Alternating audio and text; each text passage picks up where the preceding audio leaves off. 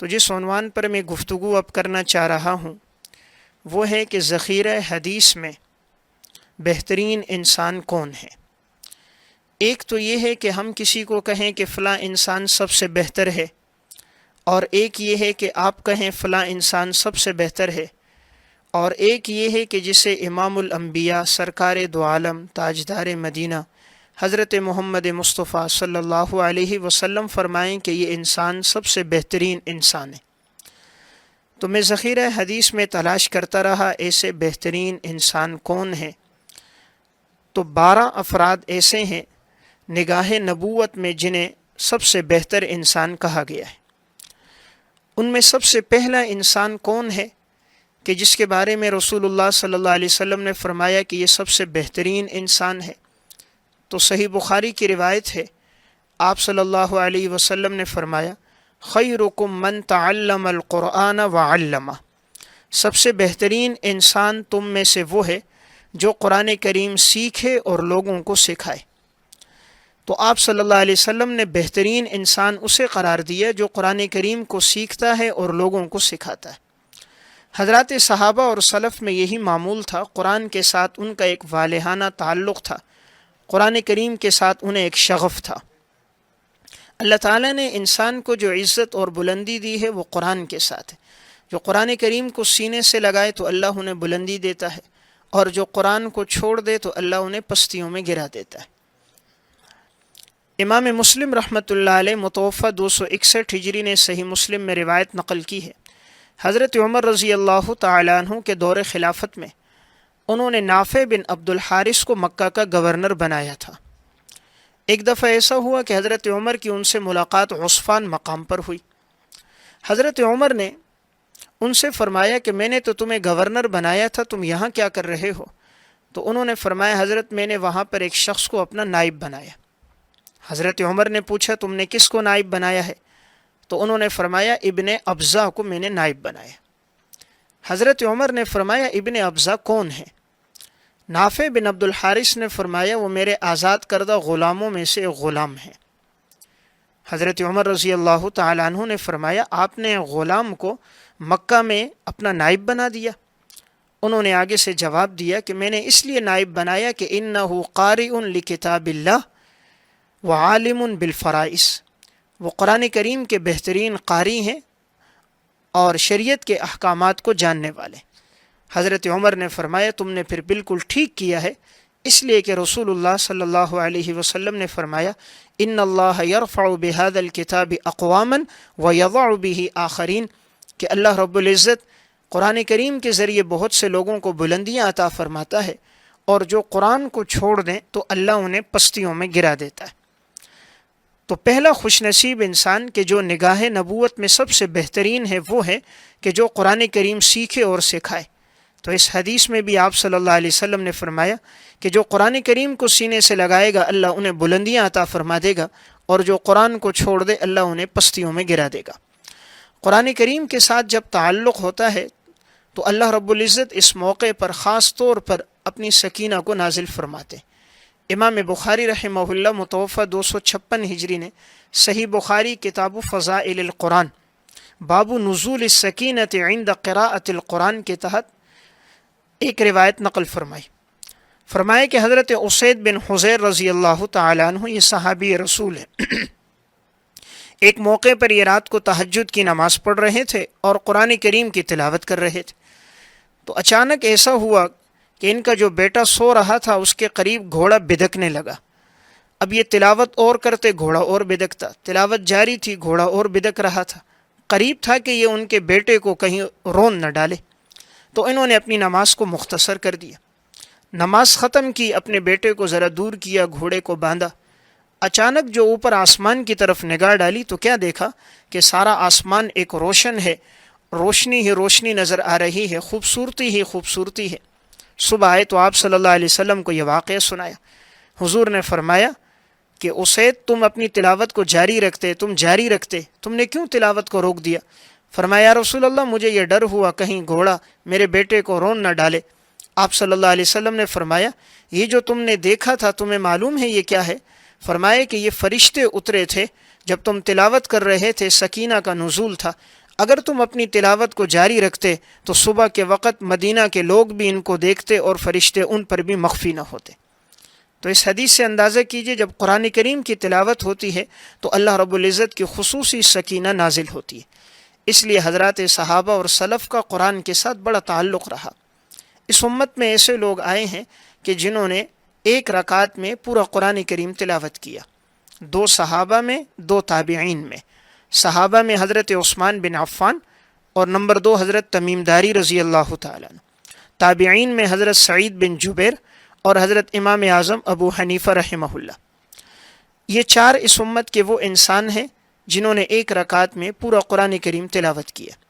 حضرت عثمان بن عفان رضی اللہ تعالیٰ عنہ کا واقعہ امام ابو نعیم اصفہانی متوفہ 430 ہجری کی کتاب ہے معرفت الصحابہ، اس میں انہوں نے حضرت عثمان بن عفان کے ترجمے میں یہ واقعہ لکھا کہ عثمان بن عبد الرحمن تیمی فرماتے ہیں میں مسجد حرام میں داخل ہوا، حضرت عثمان میرے آگے آگے تھے، میں ان کے پیچھے تھا، یہاں تک کہ چلتے چلتے مقام ابراہیم کے پاس پہنچے تو میں نے بھی ان کی اقتداء میں نیت باندھ لی۔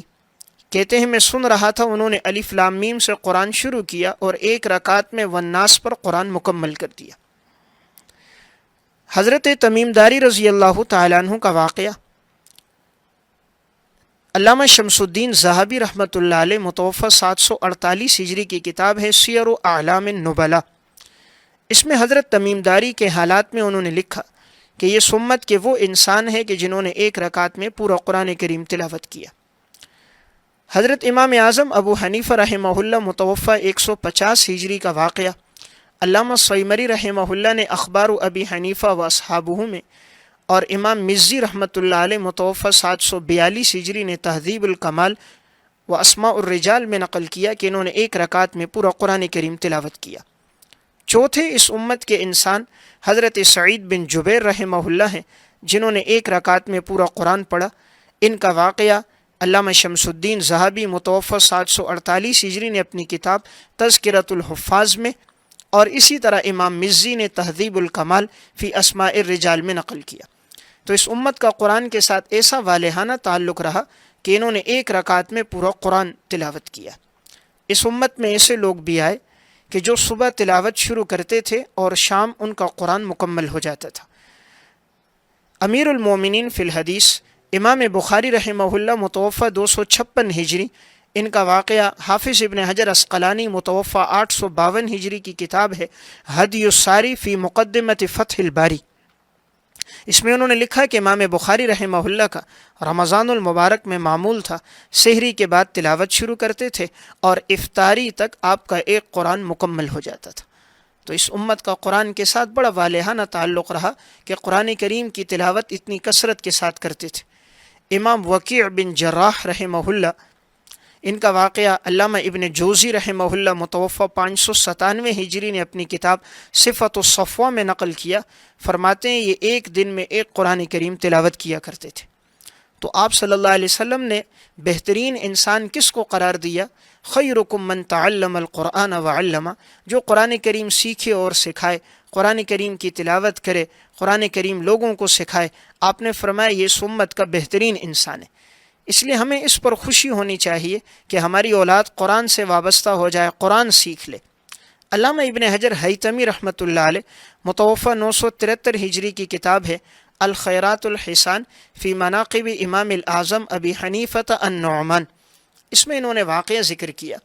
فرماتے ہیں کہ امام اعظم ابو حنیفہ کے بیٹے حماد تھے، جب انہوں نے سورہ فاتحہ پوری پڑھ لی تو یہ آئے اپنے والد صاحب کو سورہ فاتحہ سنائی۔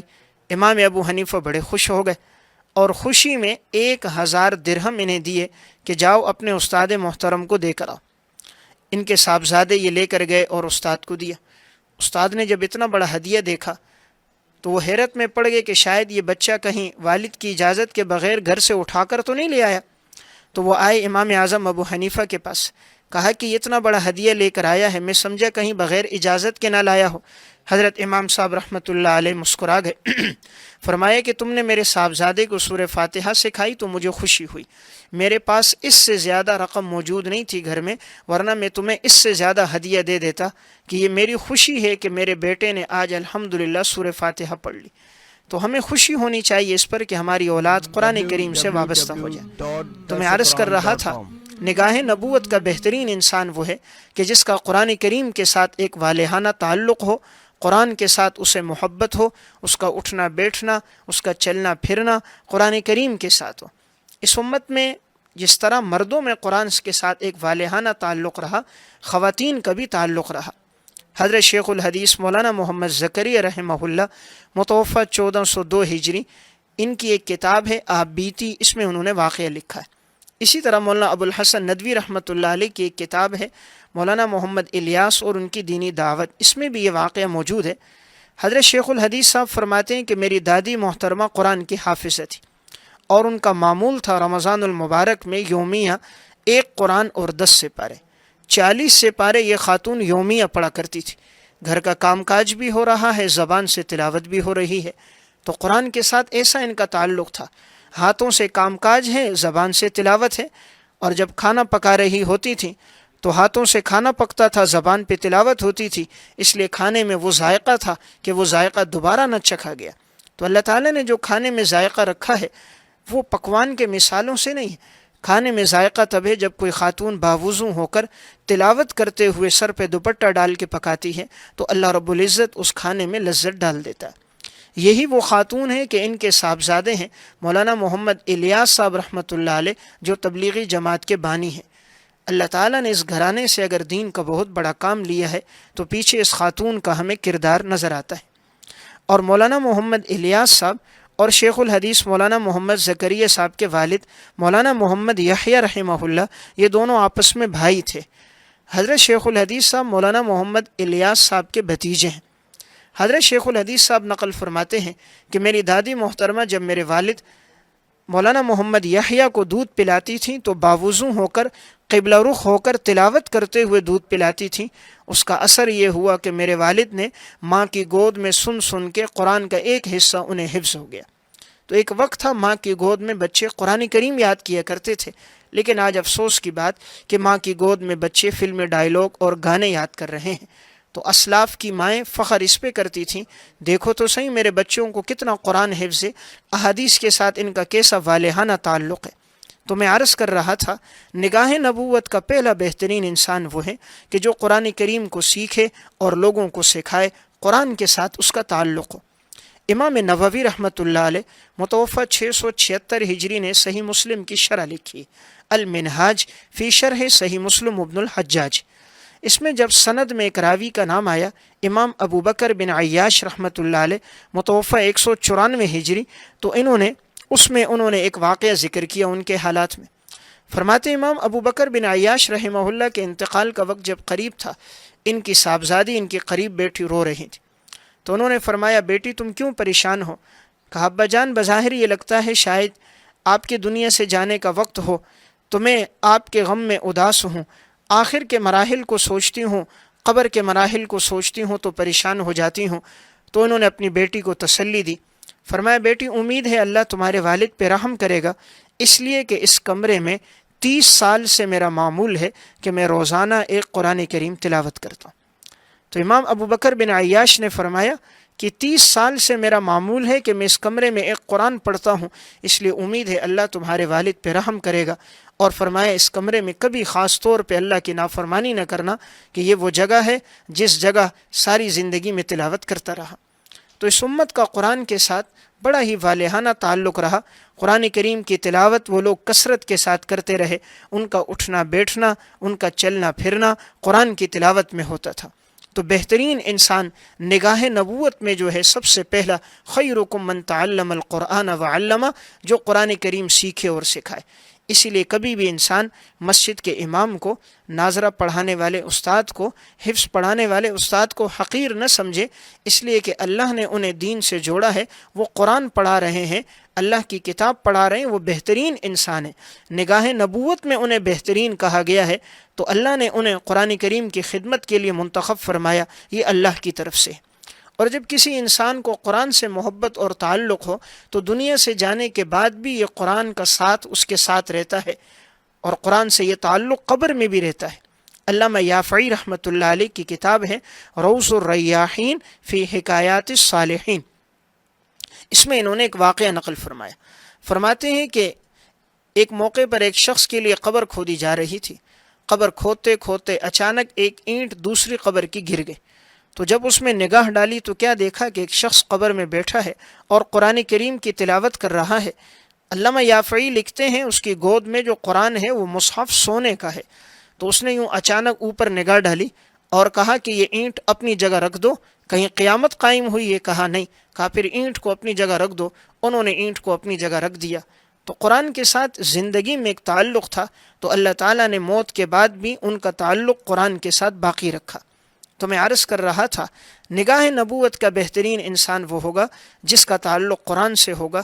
اس لیے ہمیں اس بارے میں خوب کوشش کرنی چاہیے جتنی کثرت سے ہو سکے تلاوت ہو، قرآن سے تعلق ہو، قرآن کریم کے تراجم، قرآن کی تفاسیر کا مطالعہ ہو، قرآن کریم پڑھنا پڑھانا ہو، تو ہم بھی بہترین انسانوں کی لسٹ میں شامل ہو جائیں گے کہ جنہیں آپ صلی اللہ علیہ وسلم نے سب سے بہترین انسان قرار دیا ہے. امام قرطبی رحمۃ اللہ علیہ متوفہ 671 ہجری نے تفسیر قرطبی میں ایک واقعہ نقل فرمایا. مامون الرشید کا دور خلافت تھا. مامون ہر سال اپنے دور کے علماء کو بھی جمع کرتا تھا. اس میں یہودی بھی جمع ہوتے اور نصارہ کے علماء بھی جمع ہوتے، مسلمانوں کے علماء بھی جمع ہوتے، مذاکرہ ہوتا، بحث مباحثہ چلتی تھی. ایک دفعہ ایک یہودی عالم تھا، اس نے گفتگو کی، بڑی فصیح اور بلیغ گفتگو تھی. مامون اس کی گفتگو سے بڑا متاثر ہوا. مامون الرشید نے اسے اسلام کی دعوت دی، لیکن وہ اس موقع پر مسلمان نہ ہوا. آئندہ سال جب دوبارہ وہ آیا تو اب کیا دیکھا کہ وہ شخص مسلمان ہے اور اسلام کی حقانیت پر گفتگو کر رہا ہے اور قرآن کریم کا تذکرہ کر رہا ہے، قرآن کی فصاحت اور بلاغت پہ بات ہو رہی. مامون بڑا متاثر ہوا کہ یہ شخص تو پہلے مسلمان نہیں تھا، اچانک اس کی زندگی کیسے پلٹ گئی. مامون الرشید نے اسے بلایا، پوچھا گزشتہ سال تو آپ مسلمان نہیں تھے، آخر آپ کے ایمان لانے کا سبب کیا بنا؟ انہوں نے اپنا واقعہ سنایا. کہا میں جس طرح یہود کا ایک بڑا عالم ہوں اسی طرح میں کاتب بھی ہوں، اپنے ہاتھ سے لکھتا ہوں. تو میں نے یہ دیکھنے کے لیے کہ کون سی کتاب صحیح ہے اور اپنی اصلی حالت پر موجود ہے، تو میں نے سب سے پہلے تورات کے 2 نسخے لکھے اپنے ہاتھوں سے، اور میں نے کئی جگہ پر کمی بیشی کر دی، اضافات کر دیے. اور پھر جب میں لے کر یہود کے علماء کے پاس گیا تو انہوں نے ہاتھوں ہاتھ مجھ سے لے لیے. کسی نے مجھ سے نہیں کہا کہ اس میں یہ کمی بیشی ہوئی. میں نے ظاہر میں اسے بڑا خوبصورت اور منقش بنایا تھا. تو میں سمجھ گیا کہ اس کتاب میں تحریف ہوئی ہے، ورنہ یہ لوگ مجھے بتا دیتے کہ اس مقام پر آپ نے کمی بیشی کی. کہتے ہیں پھر میں نے انجیل کے 2 نسخے لیے اور میں نے اس میں بھی کمی بیشی کی، لیکن ظاہر میں نے اس کو بڑا منقش بنا دیا. جب میں نصارہ کے علماء کے پاس لے کر گیا تو وہ بڑے متاثر ہوئے، ظاہری حسن و جمال کو دیکھا اور مہنگے داموں میں مجھ سے یہ نسخے انہوں نے لے لیے. پھر میں نے یہ دیکھنے کے لیے کہ آیا قرآن اپنی اصلی حالت پر موجود ہے یا نہیں، تو میں نے قرآن کے 2 نسخے لیے اور چند مقامات پر میں نے اس میں بھی کمی بیشی کر دی. پھر جب میں مسلمان علماء کے پاس لے کر گیا تو انہوں نے مجھ سے 3 دن کا وقت مانگا کہ ہم اس 3 دن میں اسے پڑھ لیں گے، پڑھنے کے بعد پھر ہم آپ کو بتائیں گے اور پھر آپ کو ہدیہ دے کر ہم آپ سے یہ قرآن کریم لیں گے. کہتے ہیں 3 دن کا جو مجھے ٹائم دیا گیا، 3 دن بعد میں جب گیا تو جس مقام پر میں نے اضافہ کیا تھا، کمی کی تھی، جہاں پر بھی کوئی کمی بیشی تھی، انہوں نے ان تمام جگہوں کی نشاندہی کر دی اور مجھے بتا دیا اس مقام پر آپ سے غلطی ہوئی ہے، لکھنے والے نے اس جگہ پر اضافہ کیا ہے، اس جگہ پر کمی کی. تو کہتے ہیں میں سمجھ گیا کہ قرآن اپنی اصلی حالت پر موجود ہے. یہی واقعہ ان کے ہدایت کا اور ایمان لانے کا ذریعہ بن گیا. تو میں عرض کر رہا تھا کہ قرآن کریم کے ساتھ جس انسان کو تعلق ہوتا ہے یہ تعلق دنیا میں باقی بھی رہتا ہے اور انسان کے ساتھ موت تک یہ تعلق باقی رہتا ہے. تو اگر ہم چاہیں کہ ہم بہترین انسان بنیں نگاہ نبوت میں تو قرآن کریم سیکھیں بھی اور اپنی اولاد کو بھی سکھائیں. اب بقیہ 11 خوش قسمت انسان کون ہیں کہ جنہیں آپ صلی اللہ علیہ وسلم نے بہترین کہا ہے، تو آنے والے دروس میں انشاءاللہ ان کا تذکرہ ہوگا.